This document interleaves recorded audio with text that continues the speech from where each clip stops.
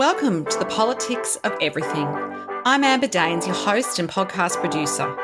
This is a half hour of power, a podcast dropping every week where I unpack the politics of everything, from money to motherhood, nutrition to narcissism, startups to secularism, the environment, quality, and much, much more. Our guests are seasoned in the field or topic of their choice, even if you've not heard of them yet. This is a non-partisan show. So while I love exploring varied views and get a buzz from a healthy debate of ideas, this is not a purely blue, white, green program. Please subscribe, tune in and enjoy the politics of everything. Online sales rule the world. In April 2021, an Adobe study showed that global e-commerce sales were hitting $4.2 trillion that year. And not surprisingly, US consumers accounted for 1/4 of that spending. Australia has a similar story. The pandemic forced many consumers to rely on e-commerce to get the basics as well as the more one-off items to survive lockdowns, to work, to homeschool, to set up our home gyms, and just to eat and drink. Surveys of consumers in the UK, Japan, and the US show online shopping is becoming the preferred method for groceries for many, many reasons.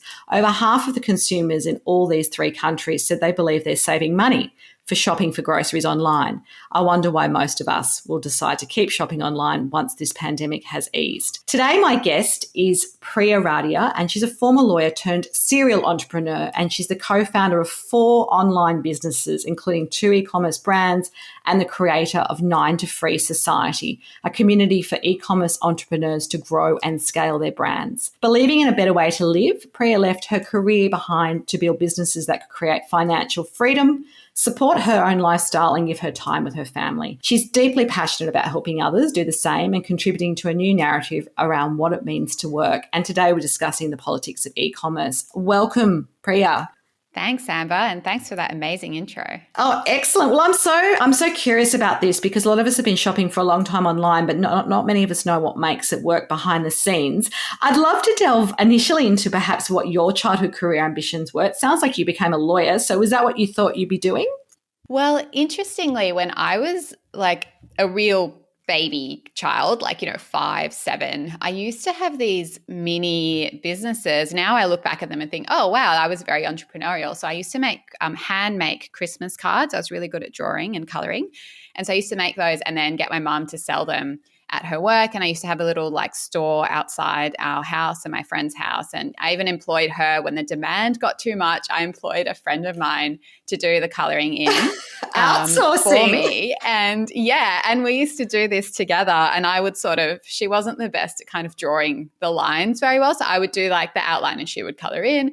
And, then depending on how good they were, we'd either sell them for $1.50 or $1. And so, I'd make a bit of money that way. And then I was also really academic and I was really good at spelling, and there are lots of kids that weren't. So I used to take money and I got into a lot of trouble for this. I used to take money and do their spelling for them. And I was like, this is such a great way to have money for tuck shop and lollies. Anyway, that business failed very quickly because my mum found out and she was like, you cannot do this. Oh my goodness. That sounds like an entrepreneurial streak was in there from early days for you.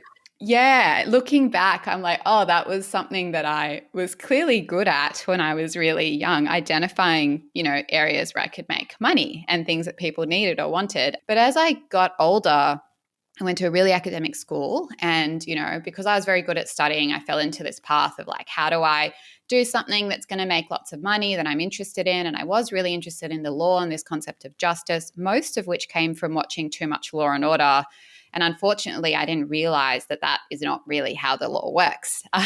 And so I did really well at school and I went to uni. I did 2 degrees. I became a top tier lawyer. And my intention was always to have my own law firm. So while I did want to be a lawyer, I either wanted to work for myself as a barrister or I wanted to have my own law firm. It was never to work for other people. But within 3 years, I was just so miserable. And for me, people kept saying, it's fine. When you become partner, when you work for yourself, things get better. When you become a barrister, you're going to earn $1 million a year or more. And you just got to wait it out for 6 or 7 years. And for me, I was at that point where every day that I had to stay in that profession would just kill me inside. And I was, overworked, incredibly stressed. and just really, really unhappy. And so I kind of had no idea. I had sort of lost my entrepreneurial streak at that point, because I think when you go through a standard education system and you don't have anybody else around you that's in business, all my friends were in finance, accounting, doctors, lawyers. Nobody was really in that starting business space. So I definitely had that moment of like, I have no idea what to do. All I know is I'm really unhappy. So did you have some time off? How did you sort of, I guess, decide what you were going to do next? Well, luckily, I met a man who is now my husband, who had he's always been entrepreneurial. He had also never been sort of out on his own. He'd done a few side hustles, but he was in banking. He actually quit his job to move with me to London when I had this big opportunity over there as a lawyer. And so he was always working on this stuff on the side. And he sort of opened my eyes to the world of entrepreneurship and to the world of, and it was very much a startup world, which is hustle culture. Yeah, absolutely. It's not really, not online business, but it opened my eyes to a world that I hadn't previously explored. And so I got to the point where I started this little side hustle as a lawyer, which it never went anywhere. It was just one of those things I started and I shut down very quickly because I was like, I don't know why I'm doing this. I have no interest in what I'm doing. Had I continued with it, I think it would have made a lot of money, but I decided I wanted to have a career change. So I went into social impact consulting. I did that for a while. It was really rewarding. Still didn't like working for anyone else. And I sort of fell into having my own business in project management. Made a lot of money in that, and then eventually got to this point where, you know, he was sort of looking at other options. I was looking at other options, and we sort of looked at e-commerce, and he was like, I've always wanted to own a brand. I was like, why? I don't understand. Why do you want to own a brand? It's just like this really cool thing. I was like, okay, well, why don't we look into it? And we sort of looked into it together and then started our first e-commerce brand. And we started really small because we were like, this is scary. You know, everyone says you can make lots of money from it, but coming from professional backgrounds, you don't know the first thing. And lawyers are naturally risk adverse, I think, not you particularly, yes. But that's just part of the DNA of every lawyer that I've worked with and known. Absolutely. And it is your job to work out at any given point what are all the possible things that could go wrong. And this is the worst way to approach a business. So I really had to unlearn a lot of what I had spent, 10, 15 years studying and learning.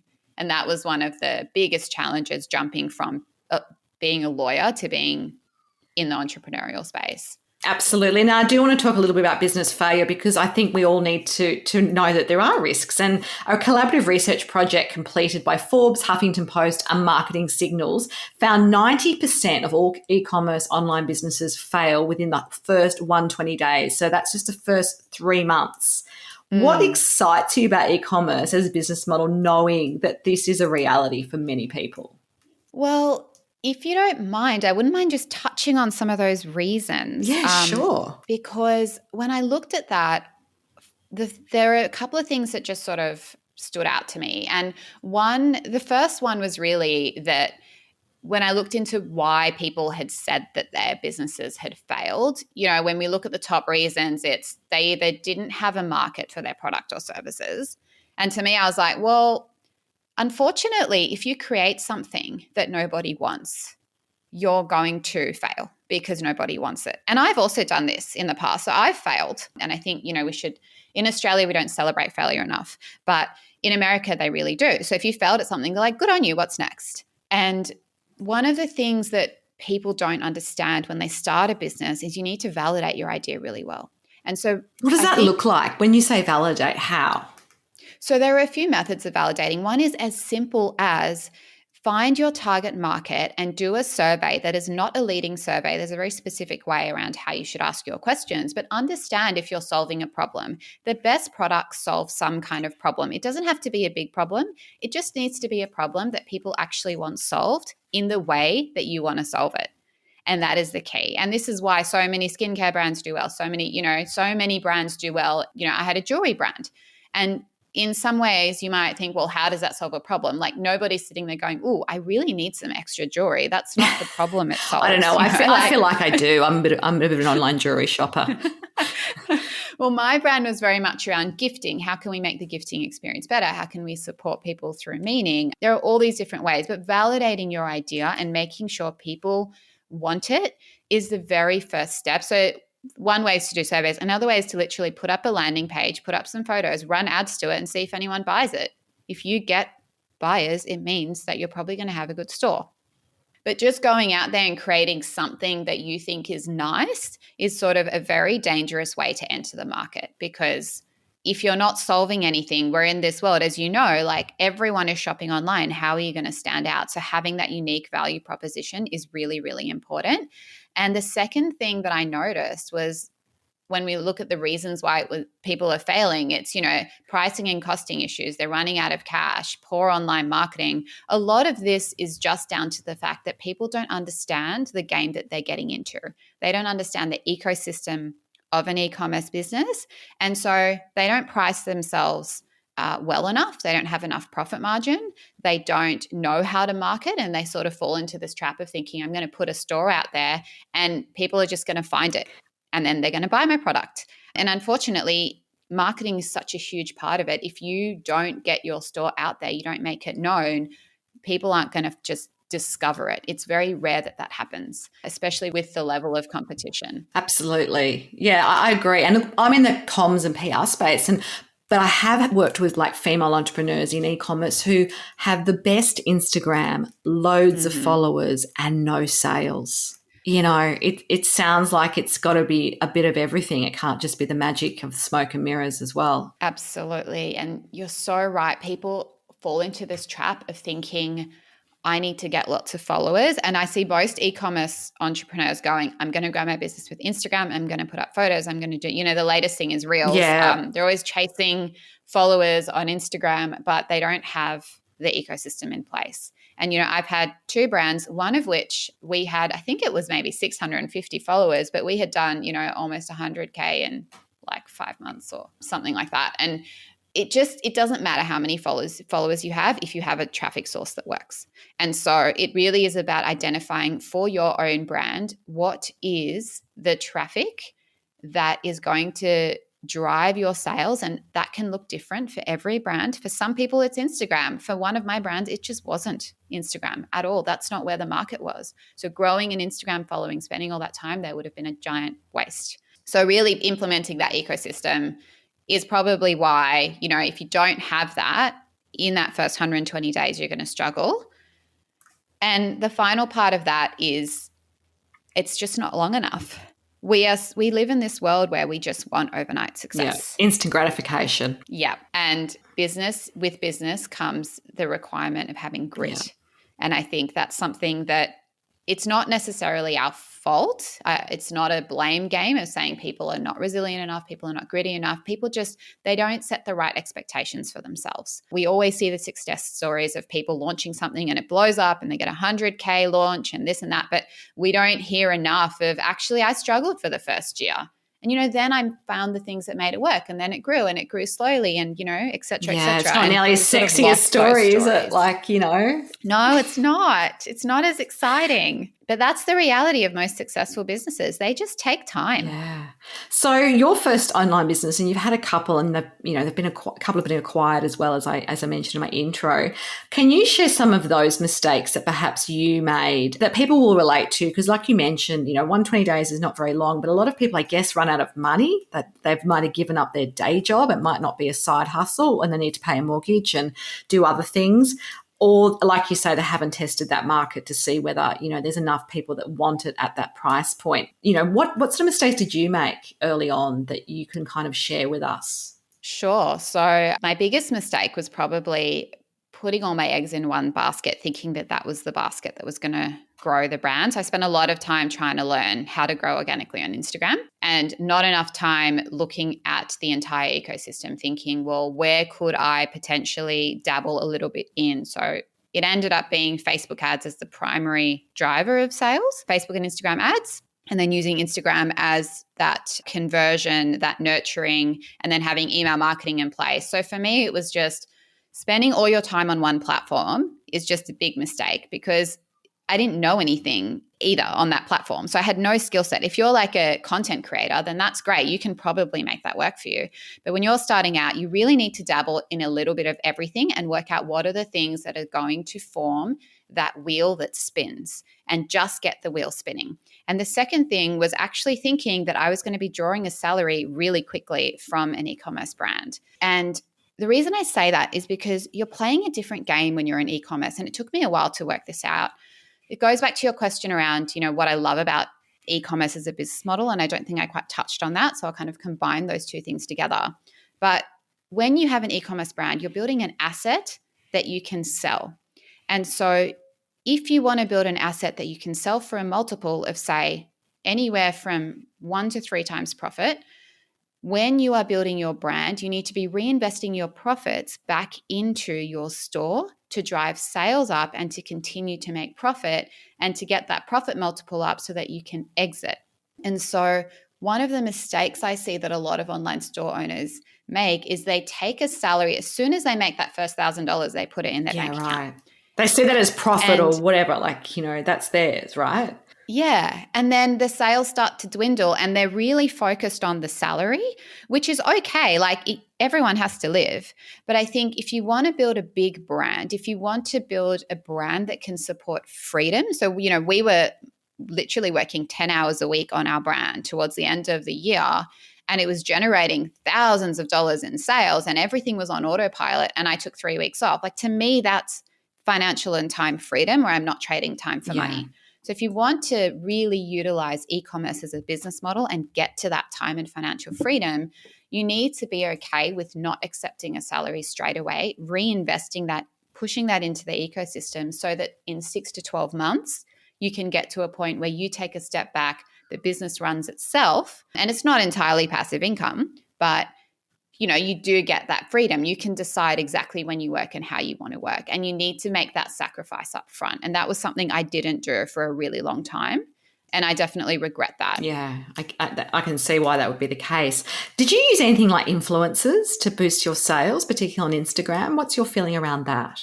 I did use influencer marketing. It is very hit and miss. I think it was a strategy that worked really well about 5 years ago when influencers were cheaper. Nowadays, I don't know if many people know this, but in terms of what you're looking at, the cost of an influencer just for Instagram stories, for example, is upwards of $1,000 to $1,500 for 3 stories. That's 45 seconds of content that expires within 24 hours. And so unless you have a brand that is where that customer and audience alignment is incredible and that you are going to make more money off those customers than you would if you ran ads, I would caution people on paying for influencer marketing to start. One approach that works really well is gifting. If influencers are willing to accept gifting, it can work well. Using micro influencers can work well. I think it just has to be something you test and make it a part of your strategy, because you can lose a lot of money. I have had influencers where I've paid $1,500 and made 2 sales, and it was sickening. Yeah. It was so gut-wrenching. I can imagine. So how did you make the most of your early growth success once you're on that success path? I mean, I've read some articles about you, of course, in preparation for today, and there was some mention of having 18 times sales revenue in the first 6 months. I mean, was that through tech and those automation of systems that you've mentioned, giving you that freedom? How did that really happen for you? Well, one thing I will clarify, just to go back to where that story sort of comes from. Before that 18x happened, there was a period where my business was struggling, and one of my businesses actually stopped working on for 9 months due to personal reasons, pregnancy, etc., COVID, having a baby during that time.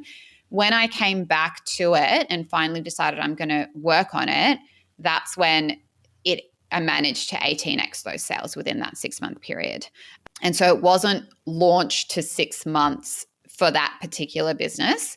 But what really helped me get that 18x was utilizing influencer marketing with Facebook ads, with organic Instagram, with email marketing, with offer creation, and really dialing that in so that it was perfect. Yeah. And so it's never one thing with e-commerce.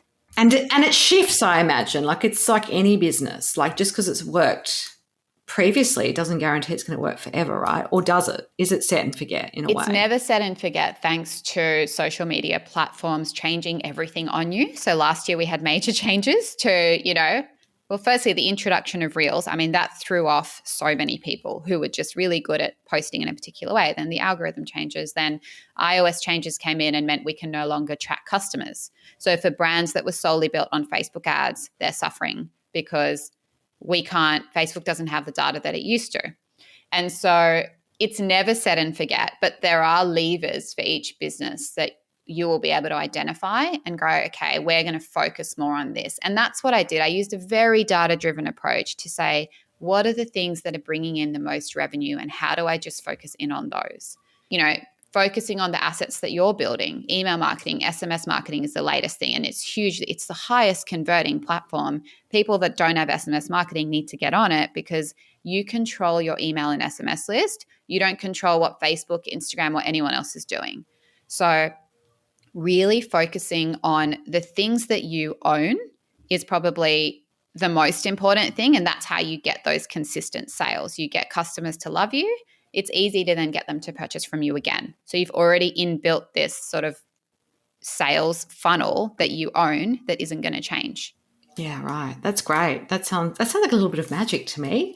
So tell us a little bit about the 9 to Free Society, which sounds like where a lot of your energy is going at the moment. Yeah. So since selling my brands, I've been putting some more energy into the 9 to Free Society, which is effectively a community where I offer training and resources to support people who want to create financial and time freedom through their business. And the first offering under that is the Ecom Lab. So that's a membership that supports people who are either at the start of their e-commerce journey or who have an online store but have been sort of struggling to get those consistent sales. So I offer training and coaching on how to grow their brands to around $20,000 a month using my e-commerce ecosystem method.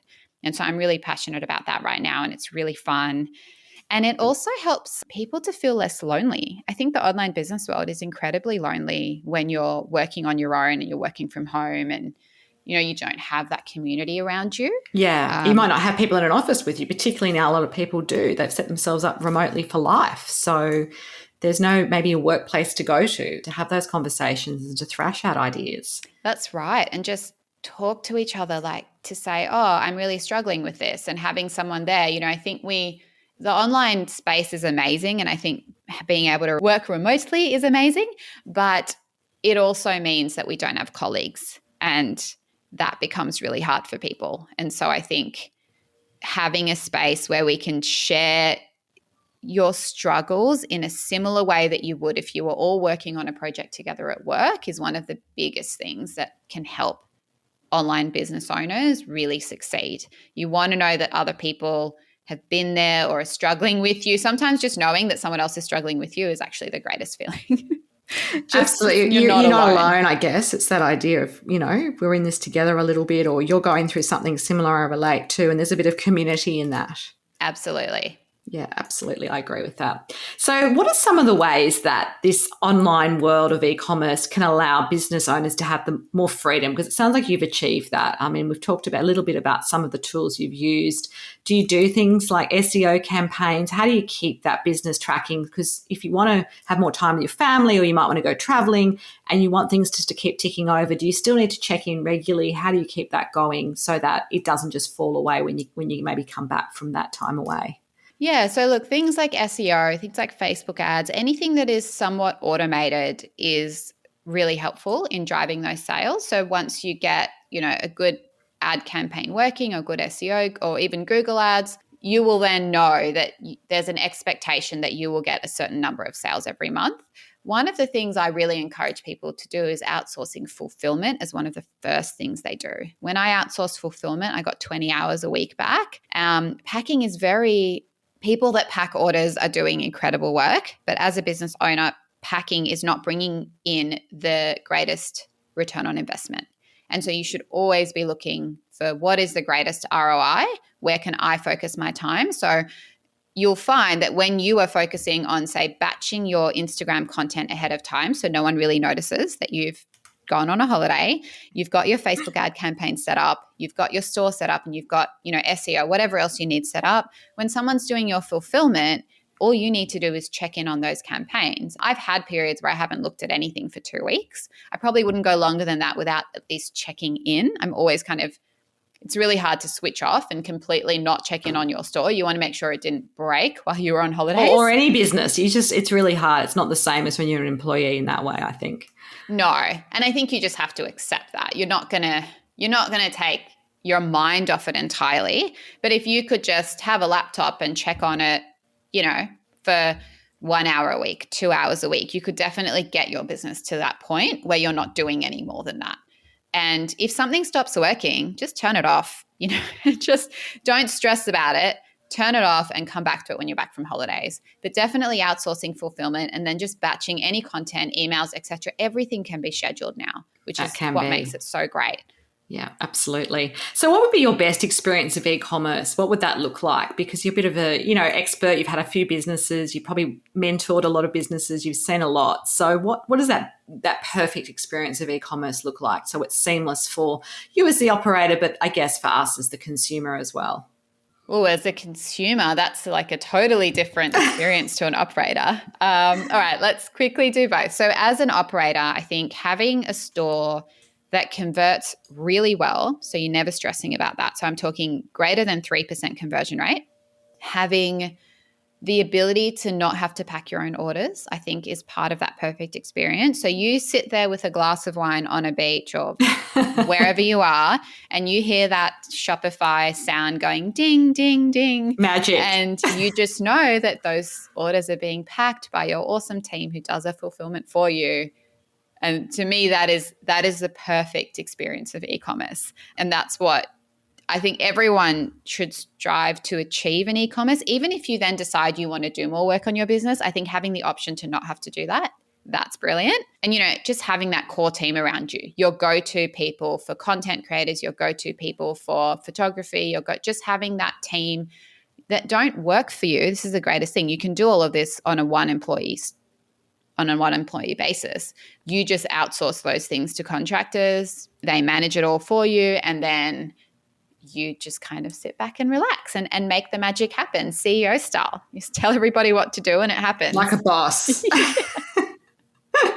I love that. Yeah, I can imagine. I think for us as consumers, I can picture what that's like. You just want your stuff to come on time, to know how to track it when things got hectic last year with COVID and deliveries and those poor delivery people working, overtime to get us all our parcels from all that shopping we were doing when we were inside for too long. And you want it to be living up to what you think it's going to look like. It's got to seem like value for money for me. Yeah. I know that. And it's got to be not broken as well or missing pieces. There's nothing worse than having to send stuff back. Yeah. I mean, look, that stuff to me that's got to be basics of running a good store. You want people to have the most amazing experience with you. Every touch point from a consumer perspective has to be perfect. The second they land on your site, they need to feel like they are connected with your brand, that they know what they're getting into, that you understand them as a brand, that when they place their order, they have no question. So people have always, when investors were looking at my brand, they're like, how many customer service tickets do you get every week? Do I need to hire someone for that? And I was like, I get one question a week.